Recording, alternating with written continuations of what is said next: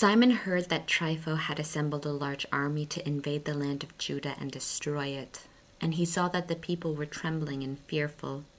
So he went up to Jerusalem, and gathering the people together, he encouraged them, saying to them, "You yourselves know what great things I and my brothers and the house of my father have done for the laws and the sanctuary. You know also the wars and the difficulties which we have seen.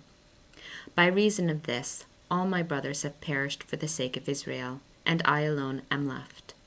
And now, far be it from me to spare my life in any time of distress, for I am not better than my brothers. But I will avenge my nation and the sanctuary and your wives and children, for all the nations have gathered together out of hatred to destroy us." The spirit of the people were rekindled when they heard these words, and they answered in a loud voice, "You are our leader in place of Judas and Jonathan your brother. Fight our battles, and all that you say to us we will do."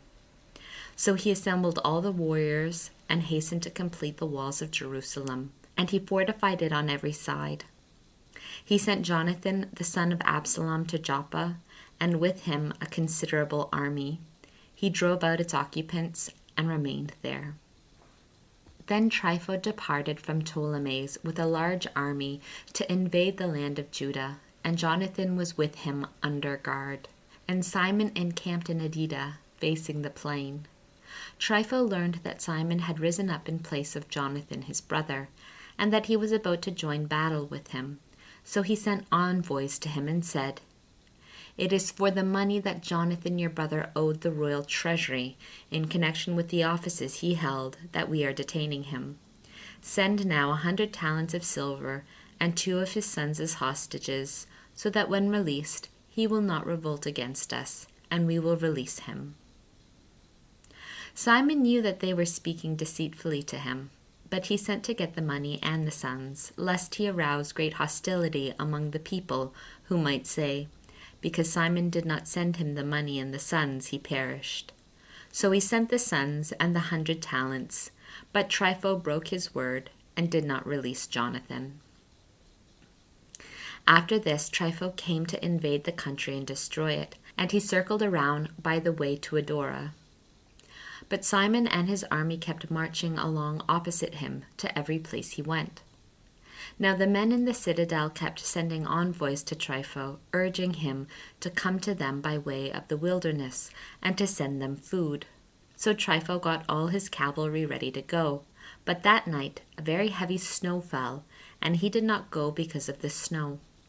He marched off and went into the land of Gilead. When he approached Bascama, he killed Jonathan, and he was buried there. Then Trypho turned back and departed to his own land. And Simon sent and took the bones of Jonathan his brother, and buried him in Modian, the city of his fathers. All Israel bewailed him with great lamentation, and mourned for him many days. And Simon built a monument over the tomb of his father and his brothers. He made it high that it might be seen, with polished stone at the front and back. He also erected 7 pyramids opposite one another, for his father and mother and 4 brothers. And for the pyramids he devised an elaborate setting, erecting about them great columns, and upon the columns he put suits of armor for a permanent memorial, and beside the suits of armor carved ships, so that they could be seen by all who sail the sea. This is the tomb which he built in Modian. It remains to this day. Trypho dealt treacherously with the young king Antiochus. He killed him and became king in his place, putting on the crown of Asia, and he brought great calamity upon the land. But Simon built up the strongholds of Judea and walled them all around with high towers and great walls and gates and bolts, and he stored food in the strongholds. Simon also chose men and sent them to Demetrius the king with a request to grant relief to the country, for all that Trypho did was to plunder. Demetrius the king sent him a favorable reply to this request and wrote him a letter as follows. King Demetrius to Simon, the high priest and friend of kings, and to the elders and nation of the Jews, greeting. We have received the gold crown and the palm branch which you sent, and we are ready to make a general peace with you and to write to our officials to grant you release from tribute. All the grants that we have made to you remain valid, and let the strongholds that you have built be your possession.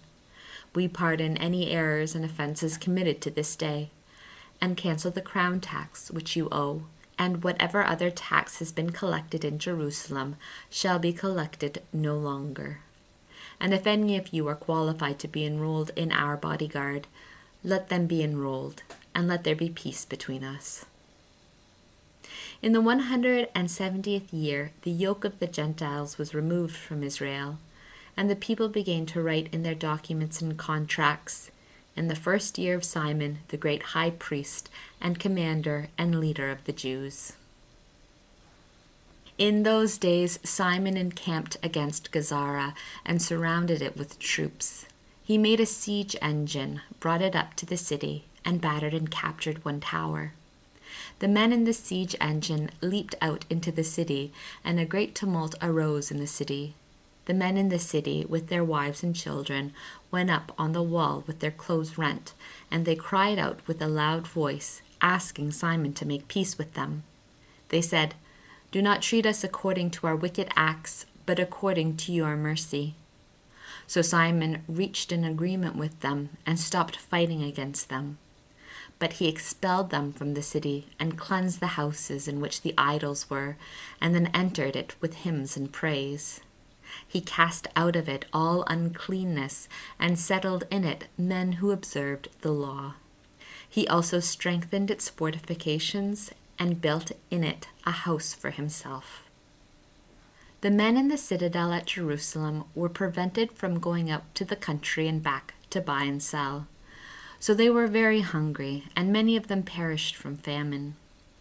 Then they cried to Simon to make peace with them, and he did so. But he expelled them from there and cleansed the citadel from its pollutions.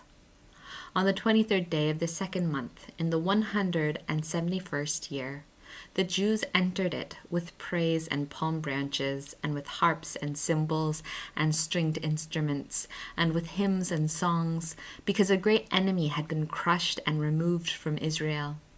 And Simon decreed that very year they should celebrate this day with rejoicing. He strengthened the fortifications of the temple hill alongside the citadel, and he and his men dwelt there. And Simon saw that John his son had reached manhood, so he made him commander of all the forces, and he dwelt in Gazara.